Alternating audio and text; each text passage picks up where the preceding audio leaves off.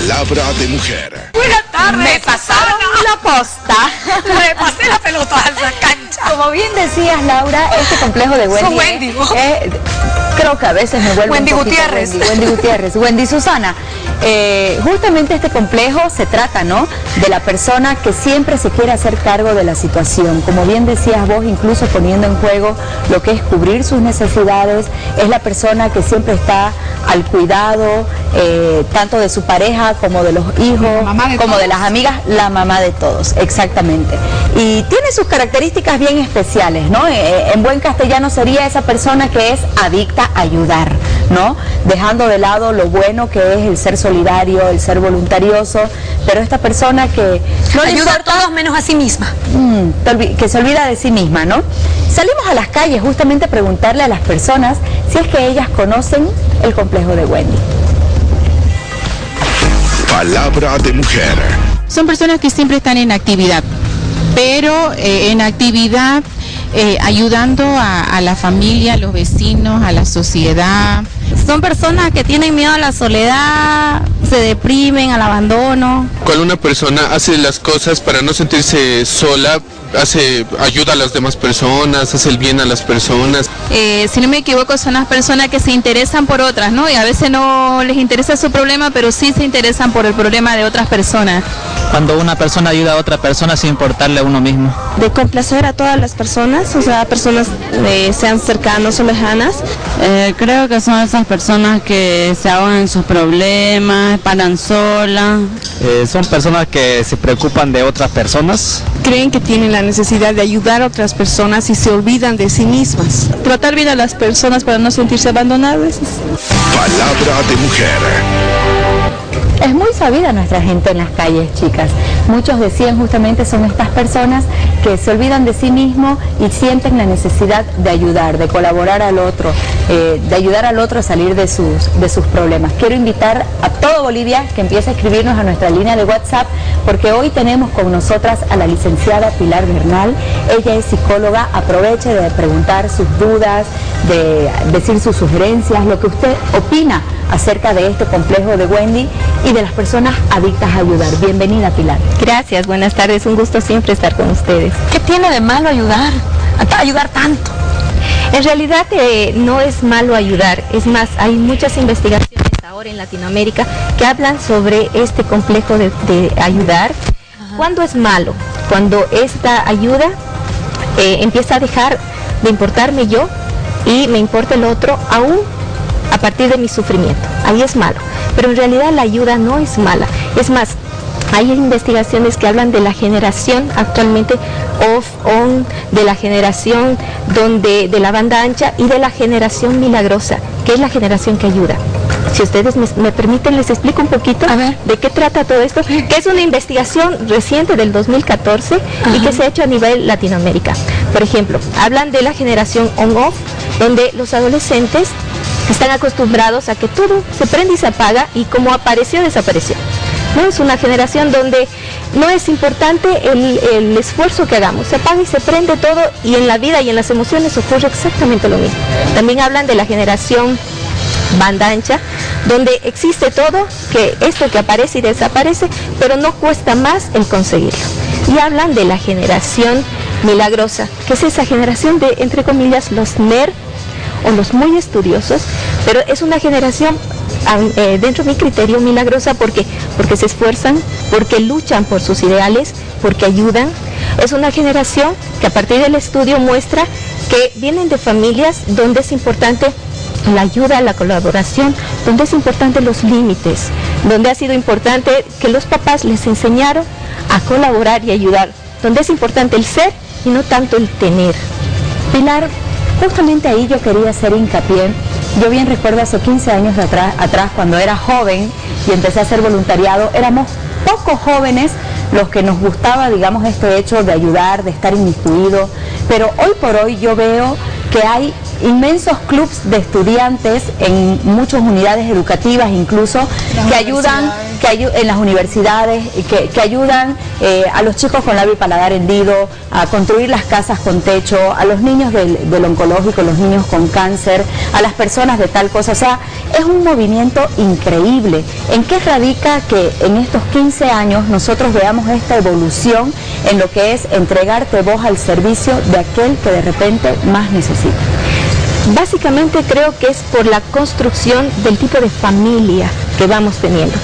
Si nosotros vemos nuestra familia, vemos que nos enseñan a ayudar, vemos que hay límites, vemos que la solidaridad es importante, entonces los niños empiezan a crecer con ese criterio de ayuda, donde no es importante totalmente el tema material, donde es importante para los papás no ver televisión toda una hora, sino también dedicarse esa hora a cumplir con las emociones. Ahí yo quería preguntarle, porque me parece de que efectivamente podemos crecer muchos en hogares donde se haya mucha ayuda, donde por ejemplo en mi casa mi mamá rescata a todos los gatos de la calle, digamos, ¿no? Y eso sí se transmite, pero en este preciso síndrome de que vos tenés ese complejo de ayudar, dejando incluso tus necesidades, priorizando las necesidades de otros, me parece que psicológicamente es más, no sé, nato tuyo, una necesidad de que tuya te necesiten, sí. y reafirmar tu cualidad de buena persona, de buen ser, a través de una dependencia de la mirada del otro.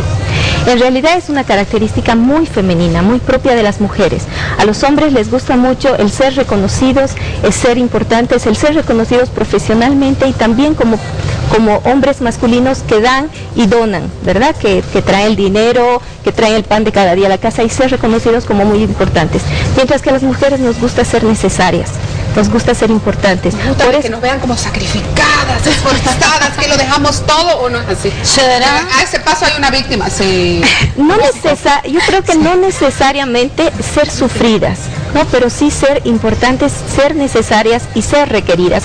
Por eso es que, como decías tú, el movimiento que actualmente se está dando en estos últimos 15 años tiene que ver más con movimientos de mujeres que de varones. Pero yo en ese sentido, en este movimiento, quería entender un poco hacia dónde iba usted con el on-off, la generación de la banda ancha, porque no entiendo el contexto global de todo esto y cómo encaja este símbolo. Me parece que no todos los que están ayudando y están en ese tipo de grupos ahora necesariamente tienen este complejo.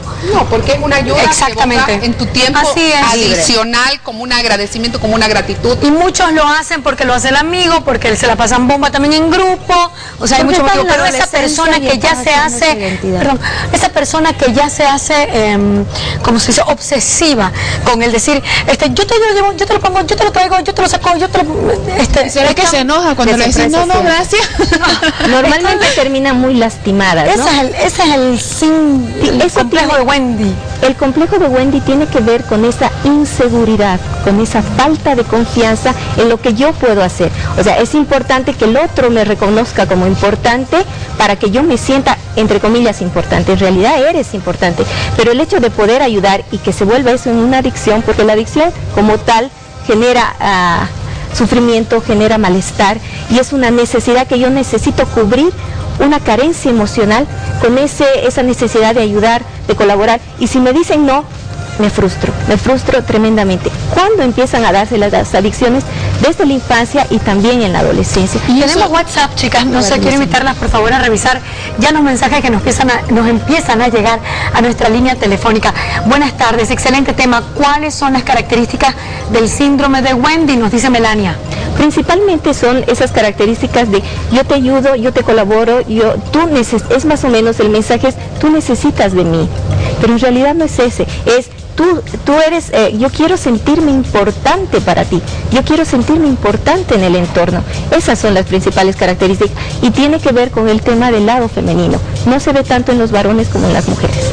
Me parece que no dice que no tampoco, ¿no? La que sufre del complejo de Wendy. En no ese dice. sentido, de que vos, por ejemplo, que estemos charlando y dice Laura, necesito hacer esto, y vos ya tenés tu día planificado, ¿no? Y yo te cuido, no sé qué, pero no te digas, no, tranquila, yo voy, ¿no? Así más o menos. Es la característica y es por eso que genera sufrimiento, porque si bien empiezo a relegarme yo misma como persona y empiezo a depender de los demás. ¿Y cómo nace esto? O sea, porque yo creo un ser humano va a tener miles de necesidades, de carencias, y de la noche a la mañana de repente decir, no, dejo todo lo mío por hacer lo tuyo, o para ayudarte, o para apoyar. Se hace.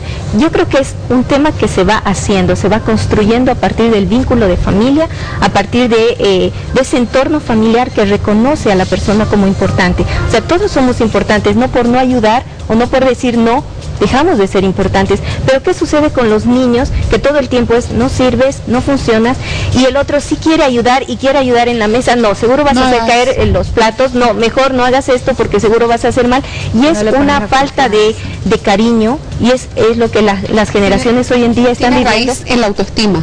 Tremendamente, o sea, es una baja autoestima que más bien tiene raíz en la falta de afectos dentro del entorno familiar. ¿Cómo podemos entrenar a nuestras niñas desde pequeñas como para que sí crezcan con este espíritu solidario y que sean chicas muy colaboradoras, pero que eviten caer en el complejo de Wendy? Me parece, acotando eso que vos decís, o sea, ¿cuál es el justo medio? Ni el exceso ni el defecto, y dónde me mantengo, claro, en la línea para no perderme. Principalmente el saber y el entender que nosotros como papás de 35, 40, 50 años tenemos una tremenda responsabilidad de formar hijos sanos. ¿Cómo formamos hijos sanos? Dando afecto, estando en las actividades que ellos tienen y principalmente enseñándoles a decir no, enseñándoles que no es el grupo el que va a decidir lo que ellos tienen que hacer, ¿verdad? Enseñándoles que decir no es importante para cuidarse a uno mismo. ¿Cuándo empieza las personas a tener este síndrome? Cuando se sienten en la casa no importantes. Esa es una regla, pero así, tangencialmente directa. No me siento importante desde el nacimiento, o sea, pucha, qué pena que fue mujer, qué pena que fue varón, digamos, ¿no? Entonces, una falta de aceptación desde el género, desde el embarazo, y empieza a acarrear todos esos De acuerdo a eso que usted está diciendo, doctora, hay una consulta en la línea de WhatsApp, veamos qué nos dicen. Consulta para la psicóloga. ¿Este síndrome comienza a generar en la adolescencia? Saludos, Timoteo. Yo diría, perdón, nos hablan de síndrome y estamos hablando de que no es un síndrome, ¿no? Es un complejo. No, un complejo. Es un complejo, porque el síndrome es mucho más, es la suma de muchos síntomas, ¿verdad? Es un complejo. Yo diría que nace desde la barriga. Desde el vientre, como decía. Desde la barriga, ¿no? Desde el hecho de saber como papás que estamos esperando un niño, y no solamente tiene que ser un niño esperado, sino también un niño deseado. Y el momento que no salió varón y salió mujer, bueno, empezar a tratarla como mujer, amarla, a respetarla y enseñarle a que se respete. Y otro tema importantísimo es el tema de los límites. Hay mucho, este tema de las generaciones que les hablaba, una de las características es la falta de límites que está existiendo en las familias, ¿verdad? Y la falta de tiempo que los papás dedican a los hijos. ¿Por qué influye el tema límites en esta generación on-off y esta generación milagrosa que dice usted? Porque la generación milagrosa es la que entiende que lucha por sus sueños, y porque el conseguir cosas significa luchar y dedicarse, y significa también límites. Esto puedo y esto no puedo hacer. Es decir, los que pertenecen a la generación milagrosa se han tenido límites. Sí. Los del on-off, esos que descartan personas, sentimientos, logros y todo así, son los que no tuvieron límites. Un ejemplo práctico, yo mamá, ¿cómo pongo límites y cómo no pongo límites, por ejemplo? Por ejemplo, un tema sencillo, acá en la casa se almuerza a las 12:30 y estás a las 12:30. En el almuerzo comemos agarramos los cubiertos y tú levantas la mesa. No importa si tienes 6 años, aprendes a levantar tu plato y acomodar, dejas ordenado tu cuarto. O sea, en esta casa se respetan los celulares en la hora de almuerzo. Al ir en el trayecto, en la movilidad, no estás chateando, no estás escuchando música con tus 2 audífonos y tus papás cero comunicación, incluso en la movilidad, ¿no? O sea, son reglas claras que los papás vamos poniendo. Así les ponemos límites. Así, yo creo que sí, porque los límites nos permiten encaminarnos donde nosotros queremos llevarnos a nuestros hijos. O sea, ningún papá es perfecto, no existe la plomada perfecta, ¿verdad? Pero sí podemos entender que hay ciertos criterios que nos permiten mejorar la educación y la formación de los niños. Una vez consulta desde las calles, vamos a ver qué nos preguntan para la licenciada. Palabra de mujer. Yo consiento mucho a mi enamorado. ¿Eso será un síndrome de Wendy o solo serán mimos? Palabra de mujer. Ese es un punto importante, ¿no? Porque generalmente las personas que tienen este complejo de Wendy tienden, ¿no?, a creerse y a tomar el rol de mamá con su pareja, ¿no? Llenar todas sus necesidades, puede ser, satisfacer todas sus necesidades. Esa sobreprotección que sienten que deben hacer, y no necesariamente porque se lo pidan, ¿no? No confundamos con el tema de mimos, porque mimo es muy diferente. El saber decir no, yo creo que ahí nos define entre ser voluntario y entrar dentro del síndrome de Wendy. ¿Qué ocurre cuando, ok, ya te identificaste como que tenés este complejo de Wendy? ¿Cómo se hace un tratamiento para poder mejorar y para poder recuperar tu vida? ¿Cómo voy dejando a los niños perdidos de nunca jamás? En realidad la terapia, diría yo, que viene a ser entender qué ha pasado dentro de la historia familiar de esa persona, sin necesidad de entrar del análisis del inconsciente y nada más, no es necesario. Entender qué está pasando en el entorno, qué pasó antes, qué pasa ahora y qué quiero que pase después. Muchas personas no se dan cuenta que tienen este síndrome, ¿no? Y es más, hay personas, los amigos que les dicen, pero tú ayudas mucho, no puedes decir no, pero tampoco ellas toman conciencia de esto. El momento que tomo conciencia, cambio el comportamiento. El momento que aprendo... Esto tiene que ver con mucha conexión con uno mismo, ¿no? O sea, el autoanálisis y la autorreflexión de mirarse más allá de la mirada del otro y de volverse a encontrar con uno mismo en esto de decir, no necesito al final a nadie porque valgo por mí mismo, cosa que no es sencilla, por supuesto, no. Sí, definitivamente, pero es un análisis que difícilmente podrían hacer los adolescentes. Los adolescentes hacen el análisis del entorno, de los amigos, de qué me retroalimentan los amigos. Ese ya es un análisis más maduro, digamos, ¿no? Pero ¿cómo podemos ayudarles a ellos? Teniendo la familia que conversa, la familia que habla, la familia que donde es importante tus problemas, que me los cuentes a mí y cómo solucionarlos, no donde la familia está en torno al televisor o en torno al chat, desde el papá, la hija, la mamá, y no hay una conversación. Ahí creo que el problema es que no es importante lo que tú digas. No, cállate, no es importante lo que tú digas, déjame ver la tele. Revisemos los mensajitos que tenemos ya en la línea de WhatsApp. Dice, está bueno ayudar, pero tampoco se debe abusar. Todo tiene su límite. Marco nos escribe. Es el caso de un verdadero padre o una madre, que dejamos todo por un hijo. Saludos y felicidades a los varones en nuestro día, dice atentamente Orlando. Sí, un beso enorme a todos los varones de Bolivia, ¿no? Día Internacional del Hombre, dicen hoy, ¿no? Es bueno ayudar a su familia, a su comunidad y a todo el que lo necesita, si es que tiene dinero y tiempo. Claro, queremos aclarar a todas las personas que nos escriben que no estamos en contra de la ayuda. Lo que estamos analizando son casos de gente que deja todo. Que deja todo y que se posterga a sí mismo por ayudar y en busca básicamente de una necesidad de aprobación de parte de la otra persona. Y que ese mismo hecho te puede acarrear muchos problemas, ¿no? El hecho de quedar con vos una cosa ahorita, luego, como sé que Laura necesita ayuda, entonces estaré menos tiempo haciendo lo que habíamos quedado con vos porque tengo que ir a ayudarle a Laura y después tengo que pasarme a cubrir las necesidades de Alexia también. Entonces, en ese sentido, te puede ocasionar problemas también, ¿no? Y no te ayudas vos. Estrés, exacto. En realidad, jamás te ayudas tú. Lo que haces es ayudar a los demás. Cuando este síndrome se puede convertir en algo patológico, cuando las personas empiezan a tornarse estresadas, empiezan a sentir que ya no pueden abarcar más espacio y empiezan a fallar. Y a fallar a uno y fallar al otro, y empiezan a preocuparse y a sufrir, ¿no? Ahora, no es malo ayudar. ¿Cuándo es malo? Cuando esa ayuda significa que dejes de ser tú misma, que dejes las cosas tuyas por ayudar a los demás. Es entregarse. Yo creo que la vida es entregarse íntegramente, totalmente, pero también... Pero eso no significa 24/7. No significa 24/7. Permítame, tenemos una consultita que quieren hacerle. Buenas tardes. ¿Es malo el exceso de síndrome de Wendy? Atentamente, Fabiola Giovanna Vargas Montaño desde Santa Cruz. Fabiola, en realidad no es malo el síndrome de Wendy.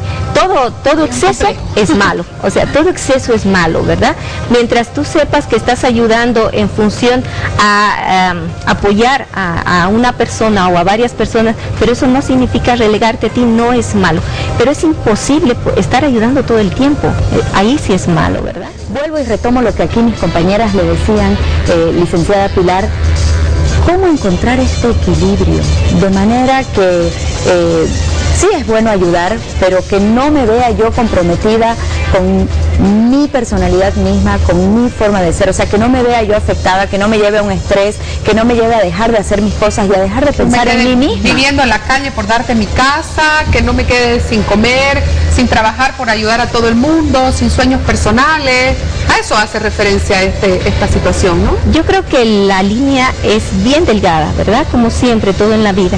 Pero me parece que el momento en que este síndrome de Wendy, complejo de Wendy, te está ocasionando sufrimiento, y es momento de empezar a decir alto, o sea, algo está pasando. Es que es bien difícil porque son personas que no saben decir no. ¿No? Entonces, el problema, yo aconsejaría que estas personas que actualmente nos están viendo y saben y ven que no pueden decir no, empiecen a preguntarse, ¿por qué no puedo decir no? ¿Por qué no puedo decir yo soy importante y esta vez no te puedo ayudar y yo tengo cosas que hacer? Entonces, pero pasa por la historia personal de cada uno. Eso pensaba ahora, ¿qué pasa si en la historia personal de alguien está el patrón de que quiere ser, su objetivo en la vida es convertirse en el... Madre Teresa de Calcuta. Por ejemplo, no quería llegar a tanto, pero es su objetivo de vida. Sí. Por eso, de nuevo, les aseguro que la Madre Teresa de Calcuta no sufría. Es que eso es lo que hablábamos al principio, ¿se acuerdan? El tema del sufrimiento, donde no te cause dolor hacer las cosas. So, Wendy, si estás sufriendo en el tanto dar y olvidarte de vos. No son la Madre Teresa de Calcuta. Claro, la Madre Teresa de Calcuta estaba Madre Teresa. apoyando siempre a los demás, pero no le ocasionaba sufrimiento. Claro, para ella era una... Porque ella tenía su momento felicidad, una satisfacción de interiorización consigo misma. Entonces, de repente no necesitaba su momento para ir a charlar con las amigas, pero sí tenía su momento de oración, de encontrarse consigo misma. Y hay un tema religioso muy fuerte también que le da sentido a todo lo que ella estaba haciendo. Exactamente. O sea, el sufrimiento es la clave. O sea, si estás haciendo algo y te provoca dolor y te provoca sufrimiento, entonces tampoco es que lo estás haciendo de corazón. Cuando estás de corazón lo disfrutas y sos feliz. Que si Steve Jobs, ¿cuál es la persona exitosa? La que es feliz con lo que hace, con su trabajo. Ahora, ¿qué pasa con lo que usted decía, que vivimos en esta cultura que todos lo sabemos, del tener y no una cultura del ser? Y esta búsqueda de equilibrio entre tener y ser, y lo bueno que es que aparezca esto que decía Susana, esta tendencia de jóvenes ayudando, y que no importa que esté de moda ayudar, ¡qué gran moda! Claro, en realidad la tendencia del ser va aparejada con el tema de tus afectos están llenos, tus afectos, tus emociones están completas, entonces empiezo a ayudar, empiezo a colaborar. Es cierto que está de moda incluso en el tema de las maratones, ¿verdad? Yo corro por un cierto objetivo que tiene que ser solidario y todo lo... Mientras esta solidaridad esté en boga, vamos a poder ser personas y países que podamos aprender a ayudar. ¿Y de dónde nace? De la familia. Vuelvo a repetir, el tema del entorno es importante. Los niños y los adolescentes nos piden muchas cosas, y no hablo del tema material, nos piden mimos, nos piden abrazos, nos piden besos, y a veces no se los sabemos dar. Entonces empiezan a buscar esas cosas afuera, y aquí empieza el síndrome de Wendy. Pilar, usted, a ver si termino de entender, para poder llevar un tipo de prevención, no sé si se puede decir, usted me puede avalar, criar a nuestros hijos también de una manera con valores, de una manera religiosa, porque siempre y cuando Dios te dice lo que vos das, también vas a devolver, a recibir, y saber lo que uno vale, crear una autoestima suficiente para decirte, bueno, yo tengo tales proyectos en mi vida, tengo tales cantidades de sueños, no vas a dejar de ayudar, por supuesto, pero tampoco vas a dejar de vivir. Exactamente. Mientras podamos ser como papás, personas que mostramos que buscamos nuestros sueños, que tratamos de cumplir los sueños de ser profesional, los sueños de estudiar una carrera técnica, lograr los sueños, yo creo que estamos en un buen camino. Pero ¿qué pasa con los papás que no apoyan a los hijos, que no acompañan en el logro?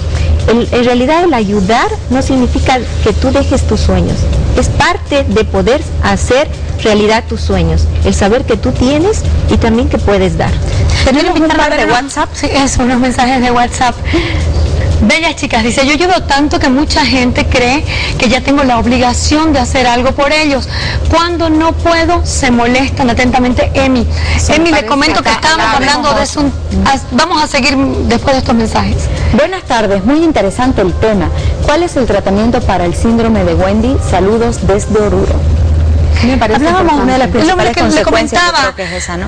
Que seguramente que en la totalidad de la humanidad pues son muchos menos aquellos que sufren del síndrome, el complejo de Wendy, que aquellos que están aprovechándose de estos Wendy acomplejados.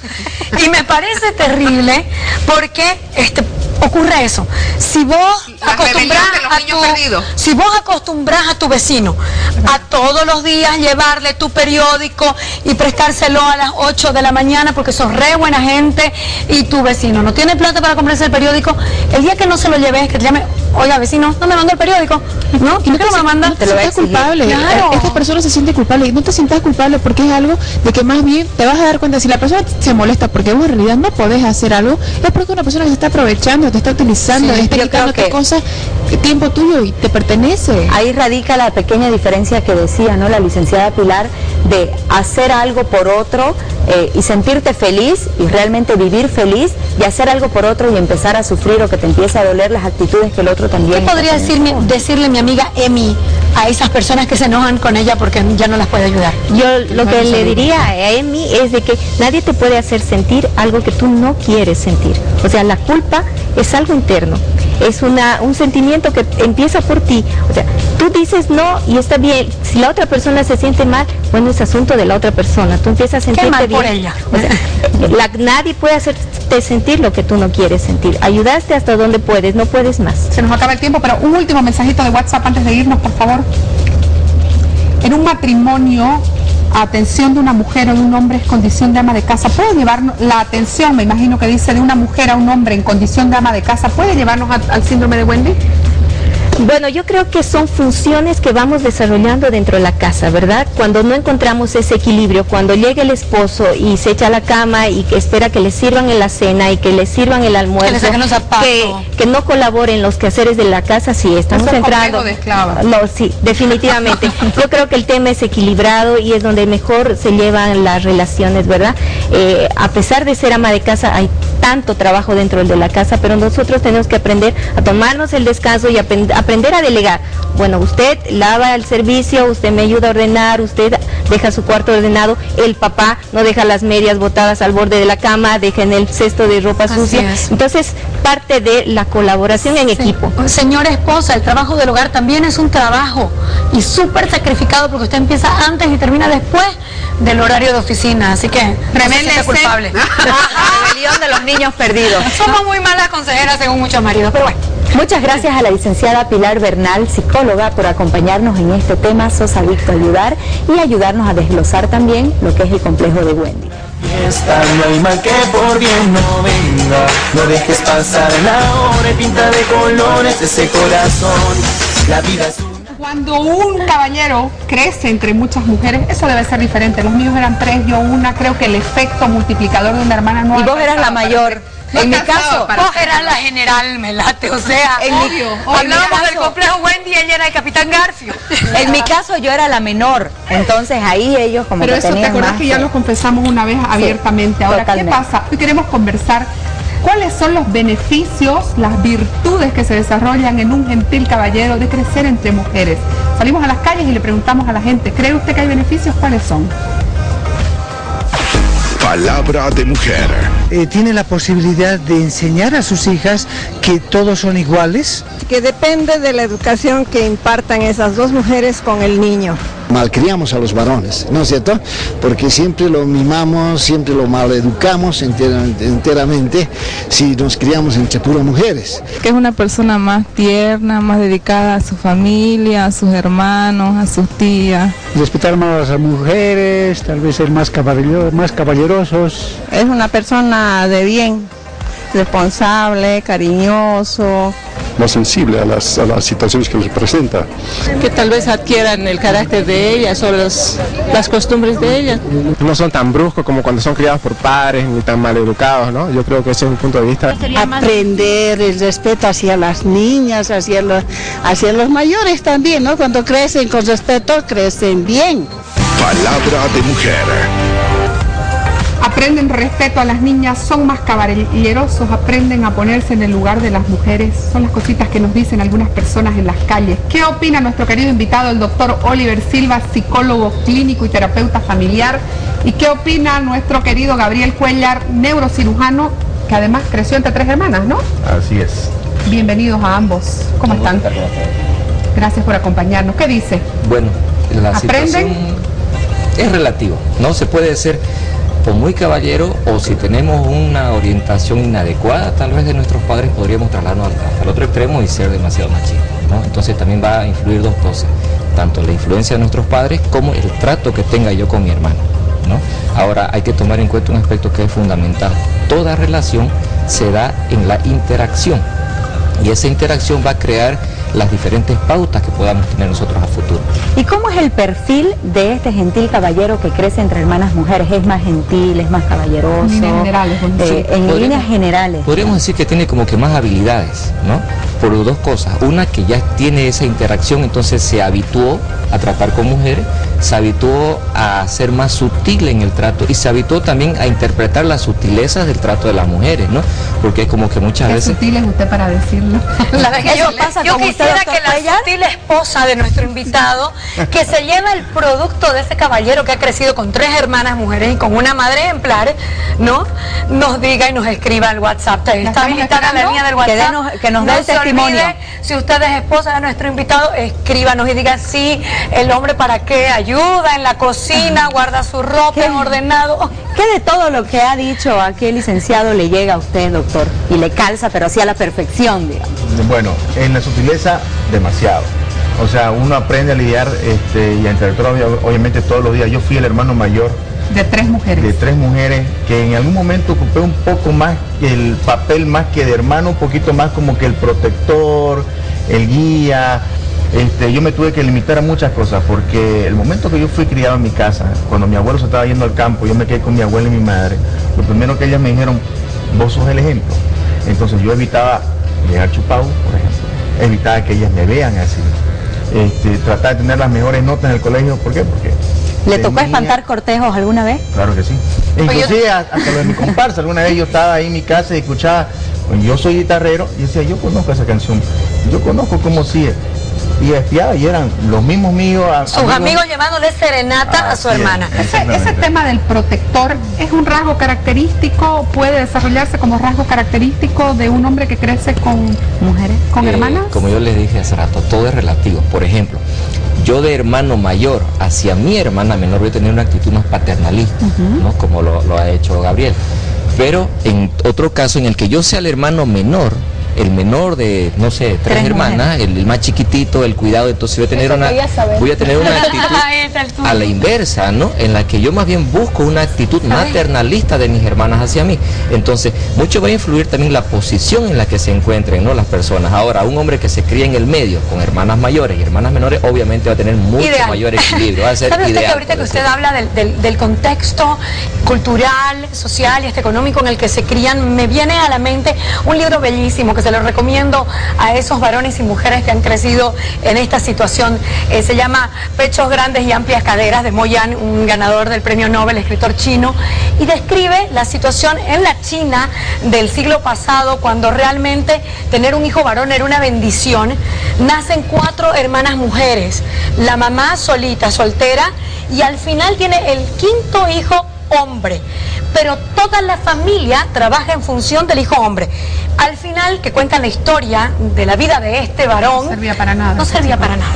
Las hermanas le conseguían trabajo, le conseguían comida, o sea, lo curaban, lo cuidaban. Tuvo 5 madres. Las 5 mujeres eran exitosas, excelentes, bien, pero era porque el contexto social de la China económica, claro, el varón privilegiado, el varón no hace ciertas cosas, el varón, las mujeres nacen para atender al varón más o menos. y muestra ese panorama. Bellísimo libro. Como mencioné al principio, ¿no? Eso justamente, si se va a tener o el gentil caballero o el vulgar machista, ¿no? Entonces vamos a tener eso. Las dos cosas, entonces. Ahora, lo que tendríamos que tomar también bastante en cuenta es, como decía en un principio, ¿no? El cómo los padres son los que van a dar las directrices, ¿no?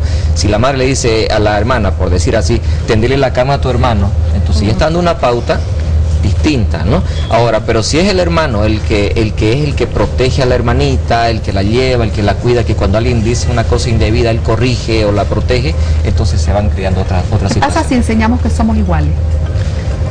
Eso es lo ideal, pero lastimosamente, como decía Laura, tenemos que tomar una situación de un contexto social. Entonces, más allá de lo que se va en mi núcleo familiar, vivimos influenciados por un entorno social, cultural, ideológico, político, económico, lo que quieran ponerle, ¿no? Entonces, mucho más de eso, entonces, de una u otra manera nos vemos influenciados. Entonces, sin embargo, la influencia mayor va a ser la de nuestros padres, porque hay que tomar en cuenta un aspecto que es fundamental. El niño, cuando va creciendo, no tiene la crítica de decir lo que pasa en la familia del frente o en los vecinos de al lado. Él se limita a lo que es su núcleo. Entonces, lo que sucede en su núcleo él lo toma como lo real, como lo verdadero y como lo que debe ser, ¿no? Entonces, de ahí, como nosotros vamos a ir agarrando y criando ciertas pautas, obviamente en la interacción social se van a ver influenciadas. Permítanos que le traspasemos una consulta que tenemos desde las calles, por favor. Palabra de mujer. ¿Es cierto que los hombres que son criados entre mujeres son más cuidadosos con sus hijos en el futuro? Palabra de mujer. Oliver. Bueno, hay que tomar en cuenta una situación, ¿no?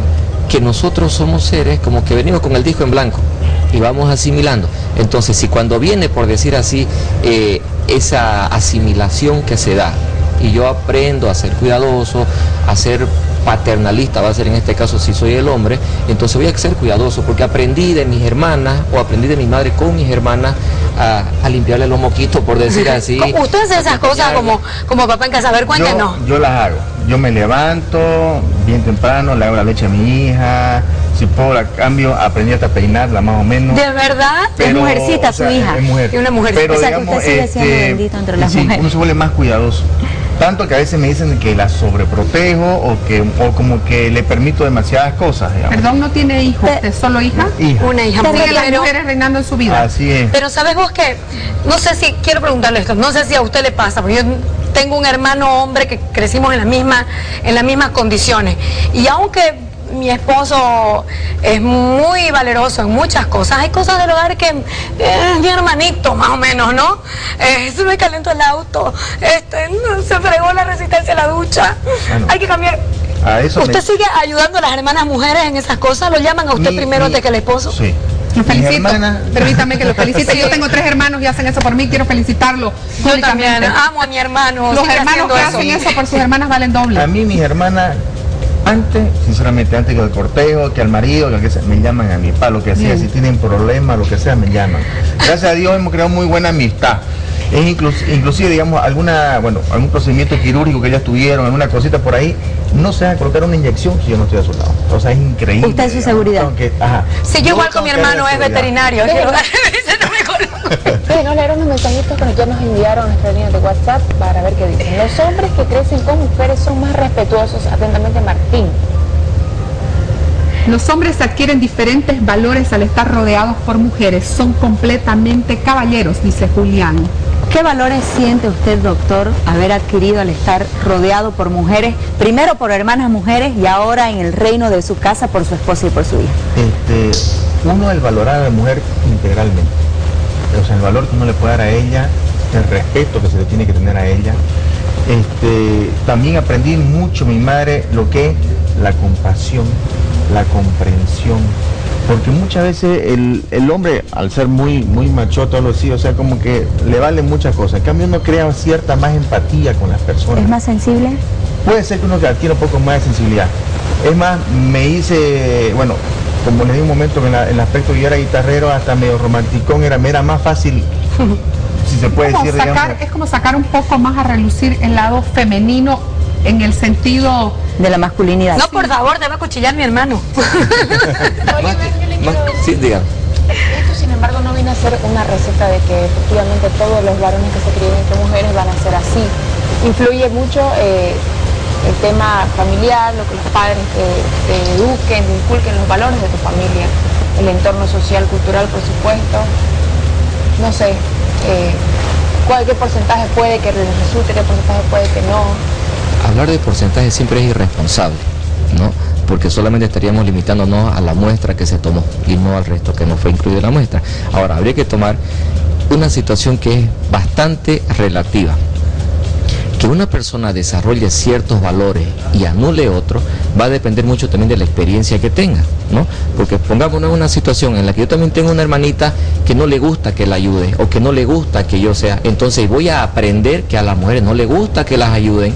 ¿Se da cuenta? Claro. Entonces viene también a ser una situación en cuestiones de personas. Y de la personalidad también de los integrantes. Habría que ver una situación en la que nosotros tenemos que tomar en cuenta la experiencia de cada individuo, en la que, si, como le decía, no, si mi hermana es una princesita que quiere que yo la cuide, bien, entonces yo desarrollo las actitudes más protectoras, pero si mi hermana no es la princesita y es la brujita del castillo y yo no me le puedo acercar, entonces yo aprendo que a las mujeres no se les debe acercar mucho, ¿no? Entonces también... Por eso es bueno tener más de una. Por eso es bueno tener más de una. Tiene princesita, la brujita, ¿le tocó de todo? Todo, una mezcla. Todas las de Disney están en su hogar. Un salpicón. Eso es maravilloso. Desde Cenicienta hasta Valiente. Me pongo yo, basada en mi experiencia personal de mi hermano. ¿Puso usted alguna vez con sus hermanas las reglas de con quién podés salir y con quién no podés salir? O sea, no. Más o menos, vos con mis amigos no salís, amigos a ninguna de mis hermanas, y de repente el hermano aparece arreglado con tu mejor amiga, digamos. Nunca les puse una traba, ni siquiera, digamos, una regla en ese aspecto. En alguna ocasión sí, cuando había uno muy mayor que la buscaba a mi hermana muy chica, digamos, bueno, ya me puse en el medio, pero no fui muy directamente a ella, fui a él. Entonces... Así más o menos, ¿no? Claro, quiero graficar un poco lo que es esa escena. Escúchame una cosa. No tanto así, digamos, ¿no? Pero he tratado siempre de mantenerme muy, no al margen, siempre a un lado. Siempre le he dicho que ellas pueden contar conmigo, que hablen si necesitan, digamos, ¿no? También se mantuvo a un lado cuando empezaron las primeras fiestas de 15 o las primeras saltadas para carnaval, por ejemplo. No, o sea, ¿usted las dejaba así libres o iba y las Yo siempre fui carnavalero y salía. Más bien mis hermanas se me colgaban. Es decir, yo salía con mis amigos y me utilizaban a mí de pretexto para llegar más tarde. Como yo siempre las recogía. ¿Con los quinceañeros también, con la fiesta? Yo siempre estaba con una corteja y le decía, a 2:30, ¿sabes qué? Tengo que ir a recoger a mi hermana, dejarla en mi casa y después seguimos. O sea, no importaba. Yo tenía que ir a recoger a mi hermana, dejarla en mi casa y después me seguía bolichando. Pero yo la recogí a mi hermana. O sea, que toda corteja mía sabía eso. Era sagrado. Deben haber este tipo de reglas en el hogar, se deben establecer entre hermanos, digamos, sin la intervención de los padres. Hay una situación que se va dando, ¿no? En ese mismo trato, porque es como existe cierto tipo de complicidades, ¿no? Le vas a decir a mamá tal cosa, no, pero vos entonces también le decís esto otro. Ya, listo, ok.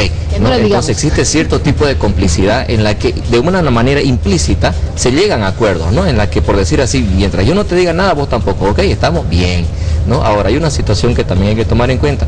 Esas complicidades muchas veces dan lugar a conflicto, porque también si vos no me haces eso, yo le digo a mamá que tal cosa, ¿no? Entonces extorsión. Esas extorsiones, esos chantajes, ¿no? Siguen hasta hoy en día. Ahora hay que tomar también en cuenta que esas experiencias son una ventaja por una situación bien clara. En la medida que lidiamos nosotros con problemas particulares, aprendemos herramientas nuevas. Un hombre que se cría, o sea, entre puro hombre, le va a faltar ese tacto.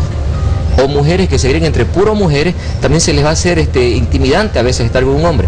Pero cuando se crían entre hombres y mujeres, o sea, en situaciones mixtas, se habitúa al trato, entonces como que ya no es tan intimidante, ni tampoco es tan complicado, porque nos damos una situación en la que aprendemos cómo es que funciona el otro sexo. O la mujercita se hace la voz de mando, más o menos, ¿no? O el hombre aprende, en algunos casos, a vivir rodeado la chica no se va a sentir intimidada cuando un hombre la quiera dominar, ¿no? Porque ella también sabía que, bueno, cuando mi hermano me decía, yo le respondía de tal forma, o cuando mi hermano quería de alguna forma conseguir algo, yo también negociaba con él. Entonces la chica también no se siente intimidada, porque cuando una chica, por decir así, una hija sola, y más aún todavía si es hija única, entonces se le va a hacer difícil en situaciones porque no sabe el tratarlo al hombre. Ni con hombres, ¿no? ni con mujeres. Pero si ya llega al punto donde, una cosa, quiero un paréntesis técnico por decir así, por favor. ¿ya? Los hijos únicos tienen ciertos tipos de dificultades, porque se le hace difícil a veces establecer pautas de negociación, ¿no? Entonces un niño que se cría solo, a veces se le dificulta su proceso de socialización porque no negocia. Porque no sabe pelear con su hermano. Exacto. Y llegar a acuerdos. Es bueno pelear con los hermanos, porque uno también... Yo sabía que algo de terapéutico tenía. Yo harto he peleado con mi hermano. Abre su espacio y hace que uno luche por su espacio. Cuando uno no está acostumbrado a pelear con alguien, no pelear en el sentido beligerante, ¿no? Sino al sentido de dominio del espacio, hace que uno luche por un espacio, domine el espacio, se apropie del espacio, divida el espacio, entonces se negocia y se llegan a situaciones interesantes. Quiero, por favor, estamos llenos de mensajes de WhatsApp, permítanos que leamos algunos. Hola, buenas tardes. Yo crecí con 3 hermanos y soy la única. Tengo una voz fuerte y casi soy ruda. Un saludo al programa. Atentamente, Karen, de la ciudad de La Paz. Ella es de Karen, tengo su homónima acá en el set. Mi opinión es que depende de la crianza que se le dé a ese hijo varón en el núcleo familiar para que valore y cuide a una mujer. Hay madres que son machistas y los crían muy dependientes hasta el punto de ser empleadas de su propio hijo. Tenemos uno más. Es un fiasco ser un único hijo y crecer entre mujeres, porque se meten en tu vida y no te dejan tener pareja, porque según ellas todas las mujeres son malas y ninguna te conviene. Ay, yo le corría las cortejas a mis hermanos. Eso pasa también cuando no siempre sos el hijo único varón, también cuando si sos la única mujer y tenés varones, hay ciertas chicas, conozco varios casos que no le gusta ninguna corteja de ninguno de sus hermanos. Quiero agradecerles muchísimo por habernos acompañado. Se nos termina el tiempo. Muchísimas gracias al doctor Oliver Silva, psicólogo clínico y terapeuta familiar, y a Gabriel Cuellar, neurocirujano, que creció entre 3 hermanas. Un gusto haber conversado con ustedes. Gracias.